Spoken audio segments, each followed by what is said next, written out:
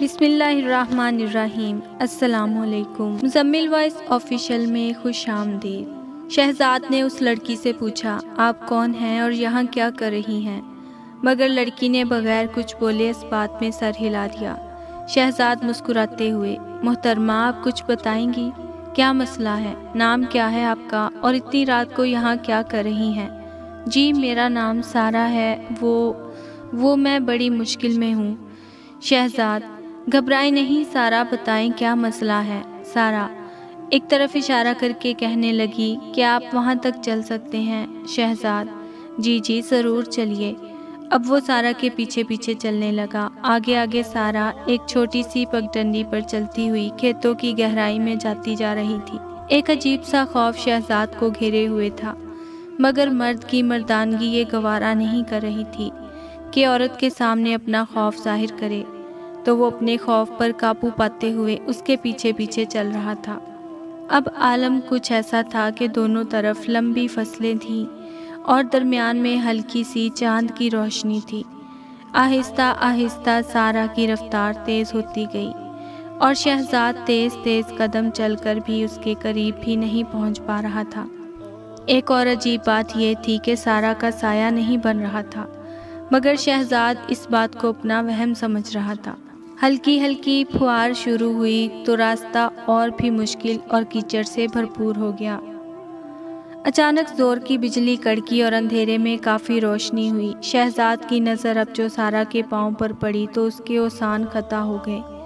وہ بالکل جلے ہوئے اور جھلسے ہوئے تھے۔ شہزاد جھٹکے سے پیچھے اچھلا تو پھسلن سے گر گیا۔ اس نے آگے دیکھا تو سارا وہاں موجود نہیں تھی۔ اچانک اسے اپنے کندھے پر کسی کا ہاتھ محسوس ہوا۔ اس نے مڑ کر دیکھا تو سارا اس کے برابر میں کھڑی تھی۔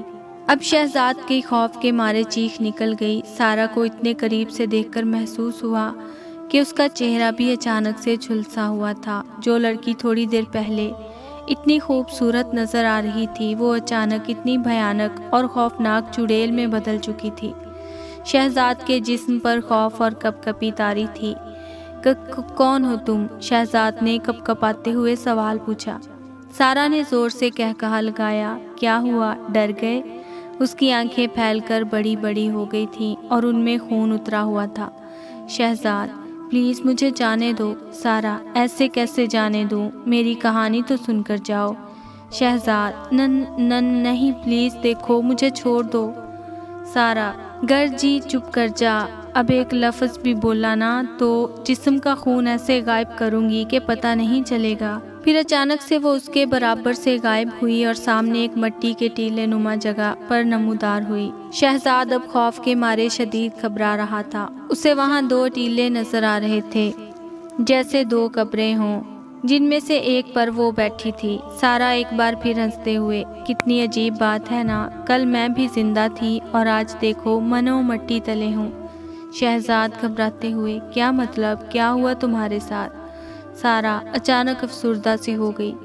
کل میں اور بابا شہر سے گاؤں جا رہے تھے، ہم بہت خوش تھے۔ میں کالج کا فارم بھر کے واپس آ رہی تھی، جبکہ زمیندار نے تو بڑا منع کیا تھا کہ لڑکی ذات کو اور مت پڑھاؤ، مگر بابا نہیں مانے اور سب کے خلاف مجھے لے کر شہر کی طرف نکل گئے۔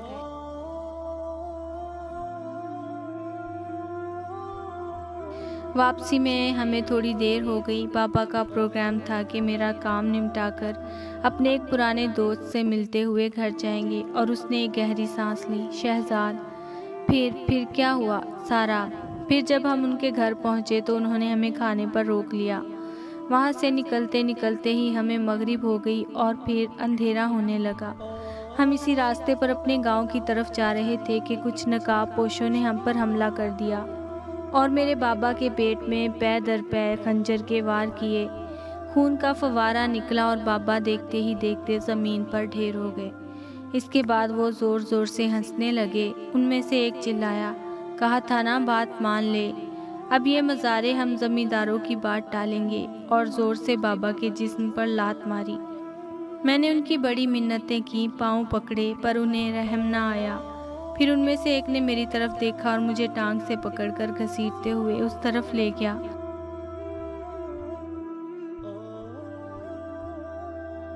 سارا نے ایک چھوٹے سے اینٹوں کے کچے کمرے کی طرف اشارہ کیا اور پھر ان وحشیوں نے باری باری میری عصمت دری کی۔ میں چیختی رہی، چلاتی رہی، مگر کوئی نہیں آیا۔ پھر انہوں نے مجھ پر اور پاپا پر پیٹرول چھڑک کر آگ لگا دی۔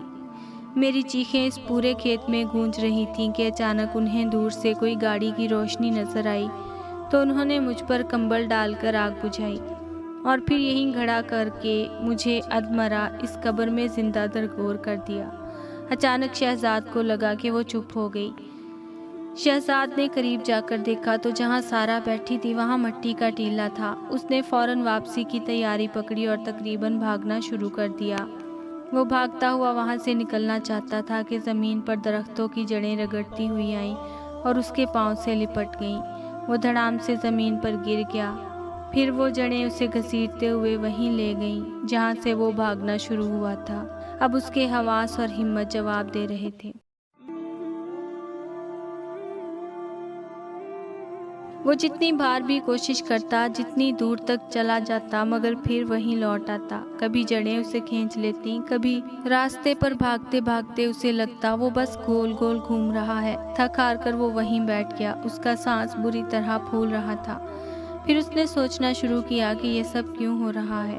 اسے یاد آیا اس نے سارا سے کہا تھا کہ وہ اس کی مدد کرے گا۔ اس کے دماغ میں یہ بات آتے ہی اس نے ایک ارادہ کیا اور اس دفعہ وہاں سے بھاگنے کے بجائے وہ قریبی تھانے کی طرف جانے لگا۔ اب راستہ جیسے سکڑنا شروع ہو گیا اور وہ بہت آرام سے مین سڑک تک آ گیا۔ اس کا پورا جسم کیچڑ سے لت پت تھا، جسم پر جگہ جگہ رگڑ کے نشان تھے۔ وہ جب تھانے پہنچا تو فجر کی اذانیں شروع ہو چکی تھیں۔ وہ سیدھا ہیڈ محرر کے پاس گیا اور اسے بتایا کہ اسے ایک رپورٹ کرنی ہے۔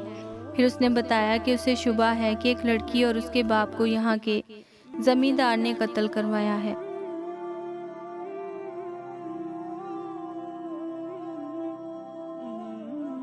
پولیس کے پاس پہلے ہی گاؤں والوں نے ان کی گمشدگی کی شکایت درج کروا رکھی تھی۔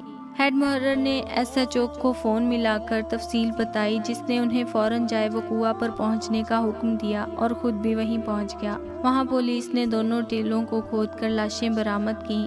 پھر شہزاد نے اس چھوٹے سے کمرے کی طرف اشارہ کیا تو وہاں تلاشی میں انہیں سارا کے کپڑے ملے۔ وہاں سے وہ زمیندار کی کوٹھی پر گئے تو اس کے ہاتھوں پر جلے ہوئے چھالے تھے جو شاید آگ بجھاتے وقت ہوئے تھے۔ زمیندار کو پولیس نے حراست میں لیا اور ساتھ اس کے 3 ساتھیوں کو بھی۔ شہزاد دل میں بہت سکون محسوس کر رہا تھا۔ اسے دور کھیت میں ایک لڑکی کھڑی نظر آئی جو روشن لباس میں اسے دیکھ کر ہاتھ ہلا رہی تھی، گویا اس کا شکریہ ادا کر رہی ہو۔ اس طرح ایک ظالم اپنے انجام کو پہنچا۔ ہر وہ شخص ظالم ہے جو لڑکیوں کی پڑھائی کے خلاف ہے۔